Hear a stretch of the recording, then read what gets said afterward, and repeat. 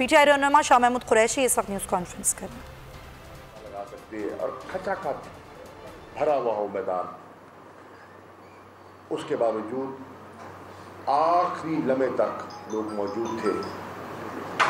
دوسری چیز جو میں نے نوٹ کی، جلسے کے باہر جلسہ اور حد نگاہ تک، قلعہ کونا قاسم باغ سے لے کر گھنٹہ گھر تک، گھنٹہ گھر سے لے کے 9 نمبر چنگی تک، اور قلعہ قاسم باغ سے دولت گیٹ تک، حسینہ گائی تک جو لوگوں کا اجتماع تھا وہ آپ کے سامنے ہے۔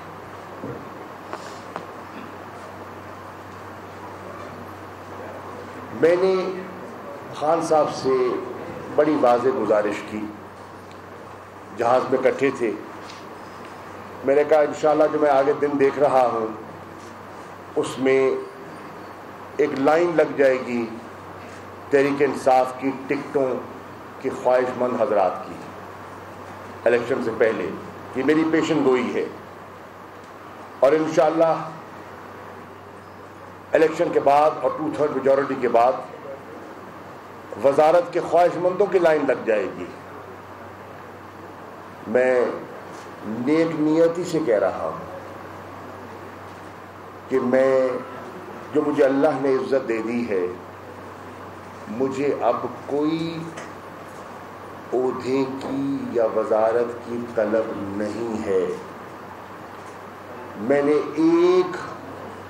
ایک خواہش ان کی خدمت میں پیش کی ہے، اور اگر وہ پوری ہو جاتی ہے تو میں سمجھتا ہوں میری سیاست کا مقصد پورا ہو جاتا ہے، اور وہ ہے جنوبی پنجاب صوبے کو ایک حقیقت کا روپ دینا۔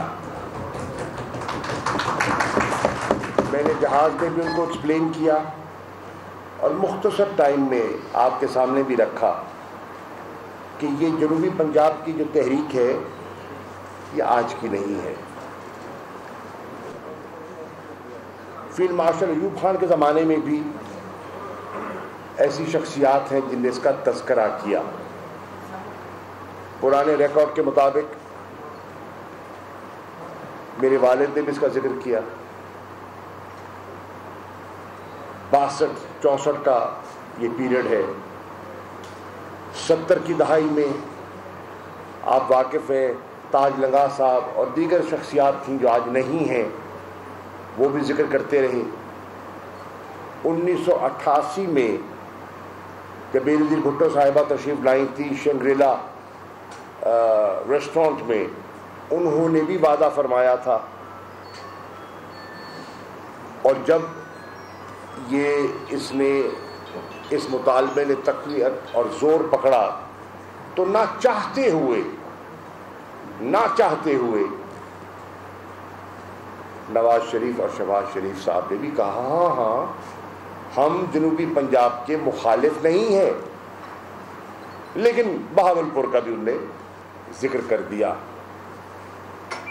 تاکہ جو یکسوئی ہے وہ بکھر جائے، اور یہ جو علاقہ یک زباں ہو کے بات کر رہا ہے یہ 2 حصوں میں تقسیم ہو جائے۔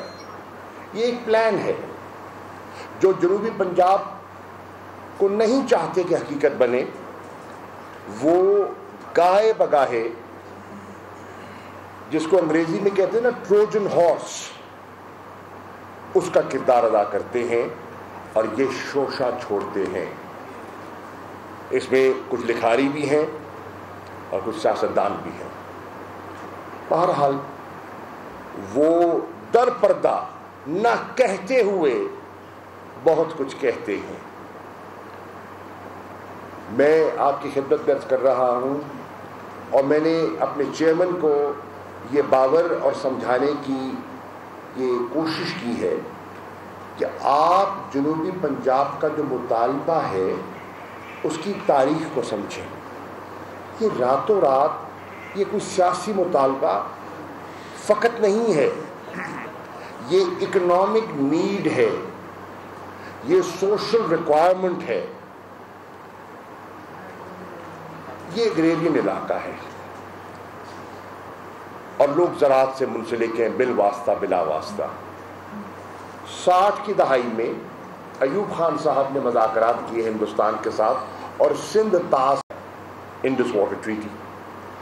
انڈس واٹر ٹریٹی کے فوائد بھی ہوئے، لیکن انڈس واٹر ٹریٹی کے جو ایک پہلو سامنے آیا جنوبی پنجاب کی حد تک، وہ یہ آیا کہ ہمارا پانی دے دیا گیا، ہمارے دریا دے دیے گئے، اور وہ ستلج جو چولستان کو سیراب کرتا تھا آج وہاں ریت ہے.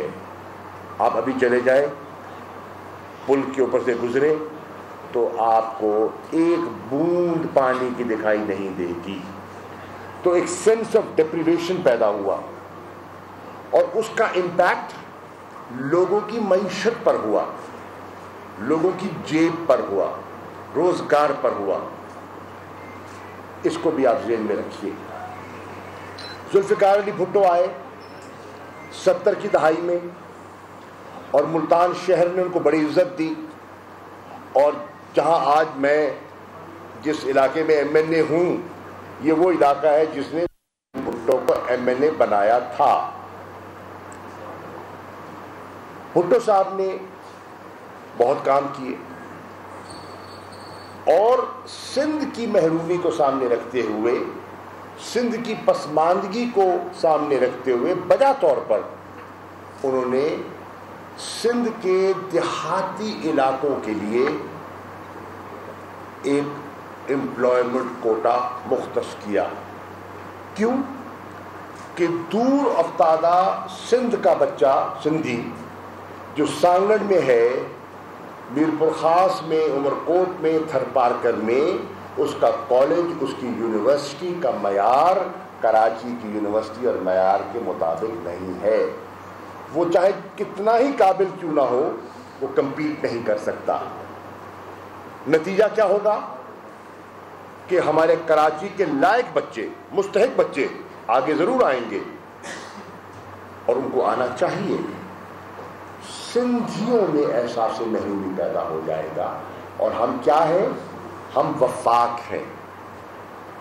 اور مت بھولیے، جو سیاست پر نظر رکھنے والے لوگ بیٹھے ہیں، ہم نے یونٹری فارم آف گورنمنٹس کے تجربے کے بعد ایک فیڈرل سٹرکچر کی طرف آئے. جو پاکستان کی سیاسی تاریخ سمجھتے ہیں، میں ان کی توجہ حاصل کر رہا ہوں. وہ نظام نہ چلا اور ہم ایک فیڈریشن کی طرف آئے، اور فیڈریشن میں مختلف اکائیاں ہوتی ہیں اور وہ اپنا حصہ مانگتی ہیں، امپلائمنٹ مانگتی ہیں. تو سندھ میں انہوں نے یہ کر دیا، لیکن ملتان جنہوں نے ان کو عزت بخشی، انہوں نے جنوبی پنجاب جو پسماندہ ہے نسبتاً شمالی پنجاب میں ڈیولپمنٹ کے لحاظ سے، ایلوکیشنز کے لحاظ سے پسماندہ ہے، تعلیم کے لحاظ سے پسماندہ ہے، اس کے لیے وہ کوٹا مختص نہ کیا گیا. نتیجتاً آج پنجاب کی بیوروکریسی میں آپ دیکھ لیں کہ جنوبی پنجاب کا افسر آٹے میں نمک کے برابر ہے.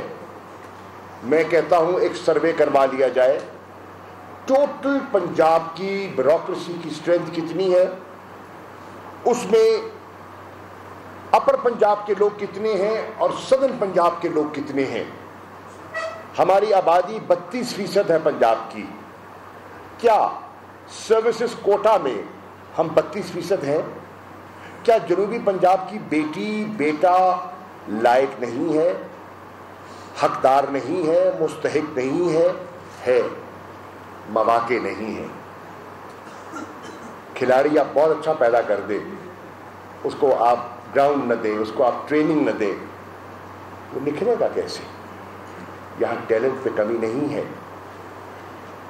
اپرچونٹیز نہیں ملی. تو یہ دوسرا فیکٹر تھا جس نے جنوبی پنجاب کے صوبے کو تقویت دی. اکانومی، سوشل موبلٹی، یہ میں لفظ استعمال کر رہا ہوں، as a student of political science, economic growth, social upward mobility, یہ دوسری وجہ. تیسری وجہ sense of deprivation, ناانصافی.